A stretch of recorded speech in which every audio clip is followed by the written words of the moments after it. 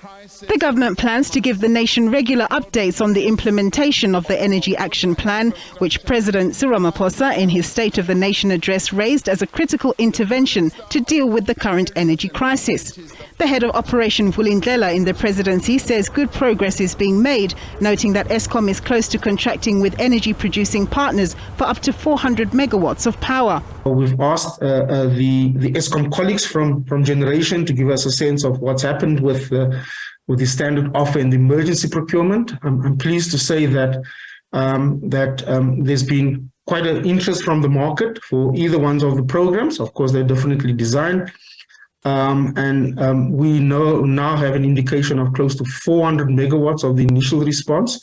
These conversations are in contracting stages. Rudi Dicks also indicated that approvals were in place to allow for the issuing of requests for proposals for battery storage technology by the end of this month, adding that a positive market response was expected.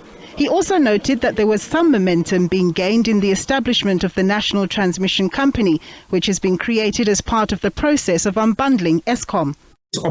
It's dependent on getting a license or licenses, depending on the different aspects of its functions and powers. That has now gotten the nod from NERSA to publish those license applications for public comment over the next 30 days. And that's important for us because our time frame for the finalization and the issuing of the license and the operationalization of the transmission company is the 31st of March. Meanwhile, Eskom stated that it had enough diesel in storage to deal with peak demand for the balance of this month, but that it was still looking to finalize financing for diesel in March. In terms of the funding for March, we're still in discussion with National Treasury and with lenders also in terms of how to secure that funding. So that is still a work in progress that we need to conclude there. Eskom warned that it would be ramping up planned maintenance towards the end of March as it seeks to ready the power plants for greater demand in the winter months. The utility indicated that good progress was being made in getting permissions to reconstruct damaged sections of the Kusile power plant, as plans are afoot to fast-track the bringing back of 2,160 megawatts from the units affected.